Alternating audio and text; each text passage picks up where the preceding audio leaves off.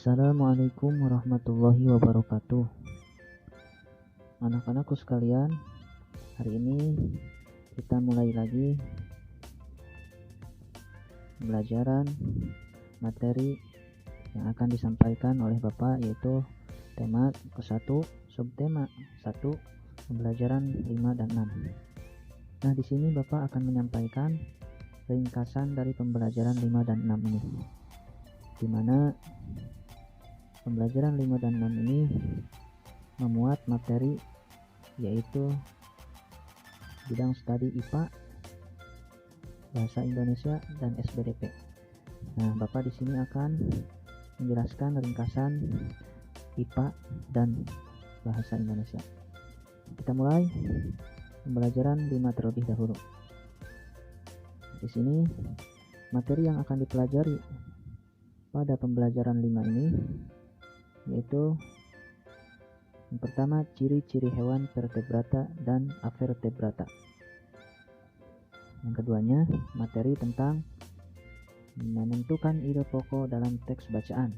Nah, jadi hanya bidang studinya IPA dan Bahasa Indonesia saja, karena SBDP itu diajarkan oleh Pak Endang.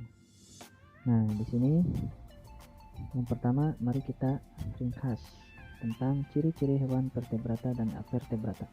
Sebelum kita mengetahui ciri-ciri hewan vertebrata dan avertebrata, kita ketahui terlebih dahulu bahwa hewan vertebrata artinya hewan yang memiliki tulang belakang, sedangkan avertebrata yaitu hewan yang tidak memiliki tulang belakang. Apa sih contohnya hewan-hewannya? Contoh hewan vertebrata yaitu seperti kelinci, kucing, kambing, dan banyak lagi yang lainnya. Sedangkan hewan avertebrata yang tidak mempunyai tulang belakang, contoh hewannya seafood, apalagi belalang, cacing, dan banyak lagi yang lainnya. Nah, sekarang kita harus mengetahui ciri-ciri hewan vertebrata itu apa aja dan ciri-ciri hewan avertebrata itu apa aja. Ciri-ciri hewan vertebrata yaitu yang pertama,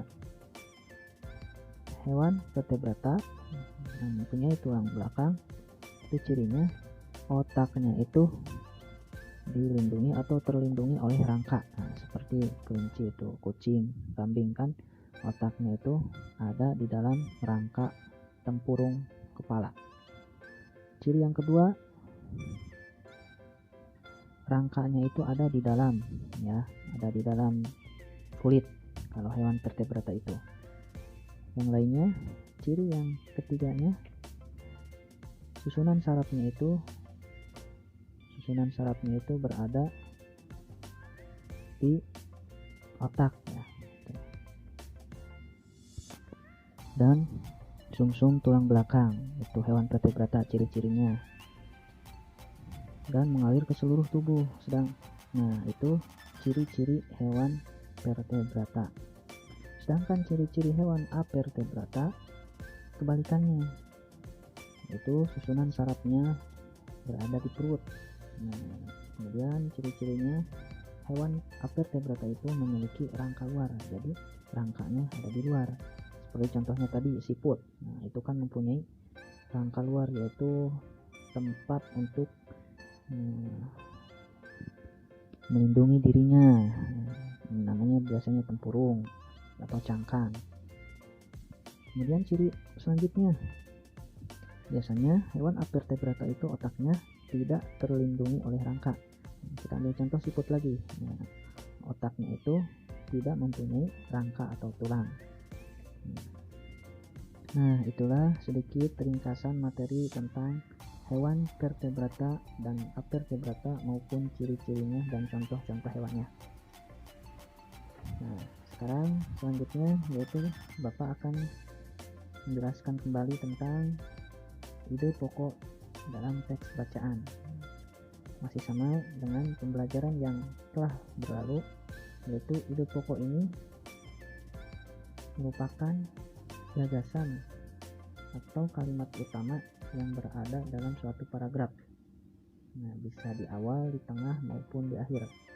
Dan biasanya kebanyakan berada di awal kalimat pada suatu paragraf.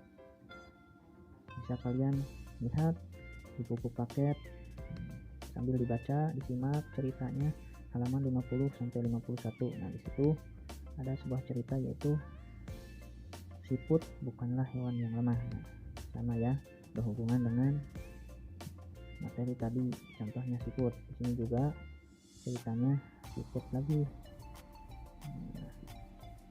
Nah, itu saja ringkasan dari pembelajaran 5. Nanti evaluasi dari pembelajaran 5 akan disampaikan di akhir materi setelah pembelajaran 6. Bersambung kembali dengan pembelajaran ke-6. Nah, di sini materi yang akan dipelajarinya yaitu ringkasannya masih tentang ide pokok, dan yang keduanya organ gerak hewan vertebrata dan hewan avertebrata. Adapun kalau menyusun cerita itu tinggal dibaca saja di buku paket halaman 55, 56, 57. Di situ ada cerita. Nah, silahkan disimak, dibaca. Nah, di situ bisa kalian cari dan ketahui apa saja ide pokok yang ada di paragraf tersebut.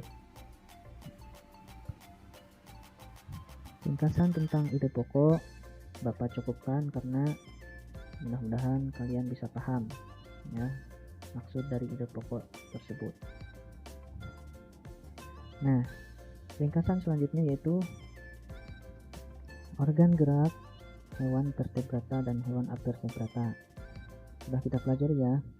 Di antaranya pada pembelajaran yang telah berlalu ada kelinci dan yang tadi dijelaskan secara ringkas siput maupun yang ada di buku paket tentang kupu-kupu. Nah, itu boleh kalian amati organ gerak hewan-hewan tersebut apakah sama ataupun beda. Contoh kelinci, organ geraknya apa? Yaitu 2 pasang kaki dengan cara bergeraknya melompat. Kalau siput beda lagi, organ geraknya yaitu dengan organ perut merayap. Kupu-kupu beda lagi, kupu-kupu itu organ geraknya dengan sayap yang indah. Dengan cara apa? Terbang. Nah, kalian boleh mengamati hewan-hewan yang lainnya dan kalian kelompokkan apakah hewan tersebut termasuk hewan vertebrata ataukah hewan avertebrata. Nah, itu saja penjelasan ringkasan dari pembelajaran 5 dan ke-6. Boleh kalian sambil memahami dibaca pembelajaran 5 dan ke-6 ya. Juga jangan lupa dibaca glosarium yang ada di halaman 60 61. Glosarium rangkuman itu dibaca ya, penting. Glosarium itu daftar kata-kata yang memuat arti-artinya. Contoh di situ ada cergam, cerita bergambar, denah, gambar cerita dan yang lainnya. Rangkuman juga dibaca. Nanti kita evaluasi setelah evaluasi dari pembelajaran 5 dan 6 ini selesai, maka Bapak akan mengadakan evaluasi menyeluruh dari subtema 1 ini, yaitu pembelajaran 1 sampai 6. Nah, sebagai evaluasi dari pembelajaran 5 dan 6 pada kesempatan ini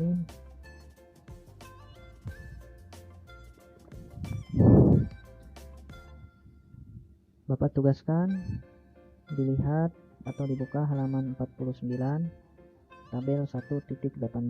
Nah, di situ ada nama hewan apa, nama organ gerak apa, fungsinya apa. Bapak contohkan 1, belalang. Nama hewannya, nama organ geraknya apa, belalang. Organ geraknya bisa kaki ataupun sayap ya, karena bisa terbang dan meloncat atau melompat. Fungsinya untuk melompat dan meloncat.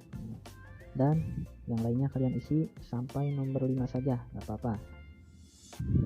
Nanti filenya kirim ke tugas classroom kembali. Kemudian evaluasi dari pembelajaran 6,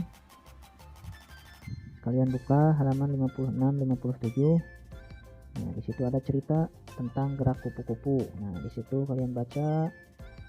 Kemudian ada evaluasi tugasnya yaitu tabel 1.21 paragraf ke 1 dan kedua saja. Kalian isi ide pokoknya itu apa. Kan sudah Bapak bahas tentang ide pokok. Kalian isi ya. Paragraf ke 1 dan kedua saja. Mudah-mudahan pembelajaran pada kesempatan ini ada manfaatnya bagi kita semua. Apa tutup? Alhamdulillah. Assalamualaikum warahmatullahi wabarakatuh.